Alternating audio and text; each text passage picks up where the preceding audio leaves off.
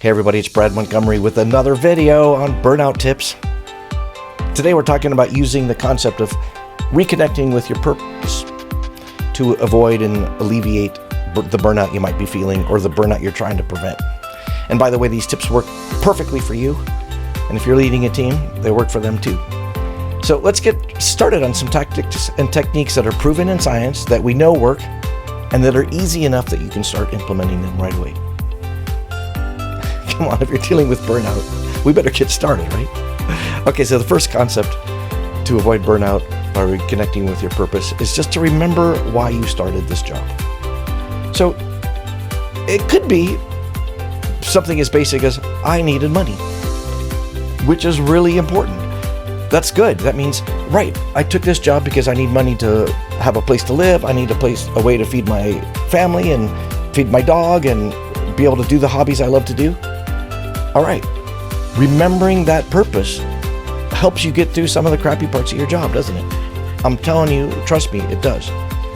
If you are lucky enough to have a job where you are doing good work, remind yourself about what that means. I took this job because I want to be a helper, and now I'm in a helping industry.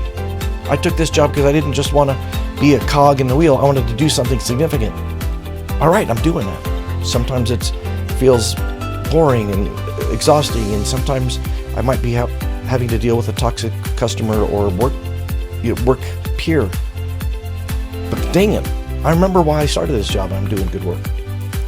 You can do this. Remember why you started, whether it's just to earn money, which is a valiant thing, or if it's to be part of a greater good. Let's reconnect to that first thought you had on your first day of the job. Remember when you got that job and you were pumped? That part of your brain is still there. Number two, the second tip for avoiding burnout is remember the impact you're making. What does that mean? Like, what is the result of your work product? And kind of enjoy it. So maybe you're a barista at Starbucks.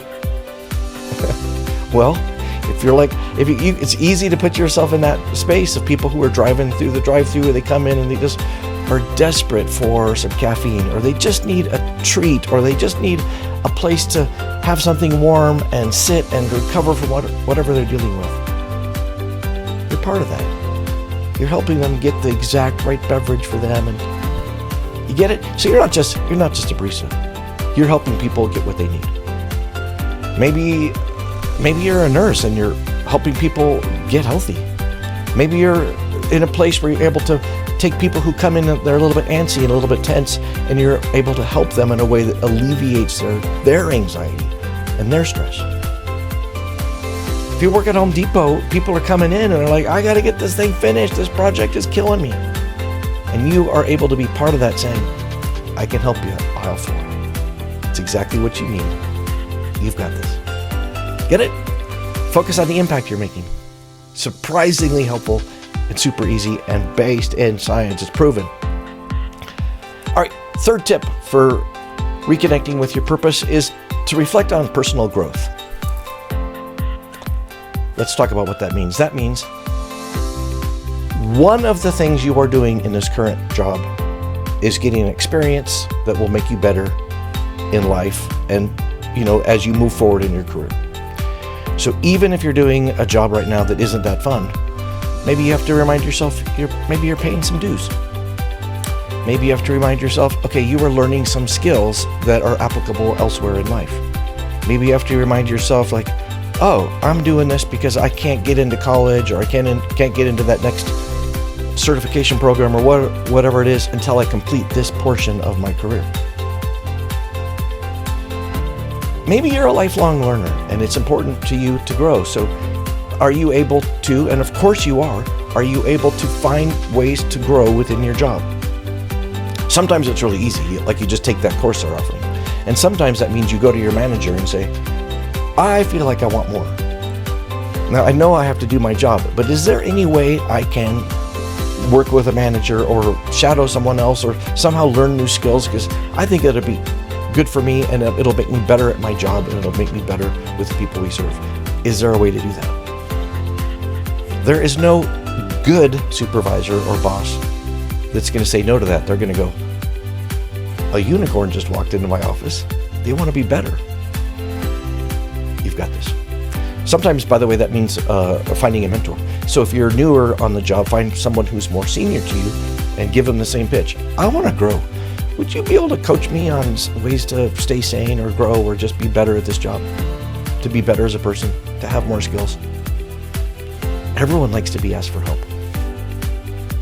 All right, you've got this. That's number 3. Let's talk about number 4, which is connecting with the people you serve. What is the end result of your work product?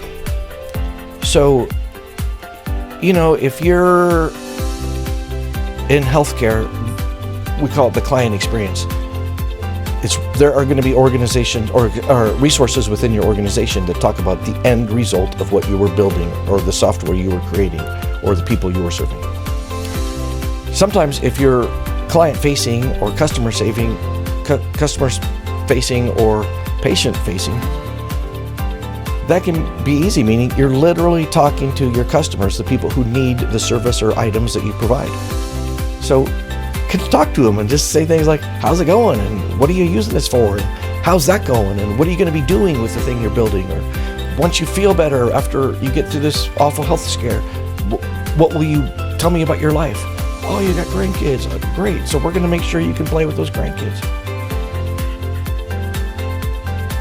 Reach forward and think about what is it that they're finally doing. Again, if you're a barista, I think it's important to, especially if you're dealing with burnout, to connect with people over the counter and say, how are you? Tell me about this cup of coffee. Have you always been drinking a double latte?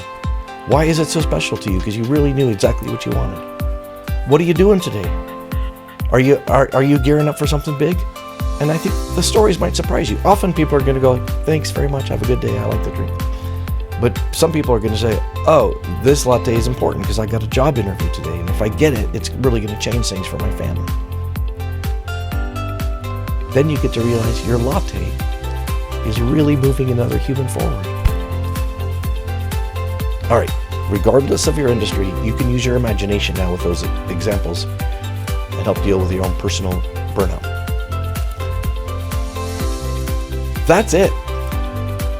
Those are 4 good reasons. Now, I want to remind you of something. These are based in science from organizations you know and trust who have studied this. We're talking about Oxford and Harvard and Yale and Berkeley, and every institution studies burnout right now, every business school.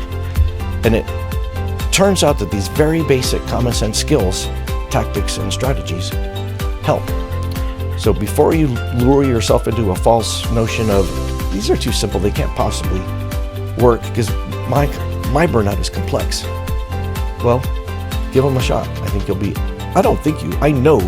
dare you. I know you will be thrilled saying, okay, I haven't solved the world's problems and I haven't necessarily fixed all of the problems with my own job, but I feel better about it and happier because of it. Burnout's a thing, but there are things you can do to move forward, and now you've got 4 ideas. Now, if you'd like to have someone come in and talk to your organization about burnout, that's what I do. I talk about positivity in the workplace. In particular, I'm an expert in encouragement. I do it in a really funny way. I invite you to visit us at bradmontgomery.com. You can see video of what it looks like, and we can talk about customizing the experience for your organization. I'd love to be part of the same team. Let's do it. Give us a call. Thanks, everybody.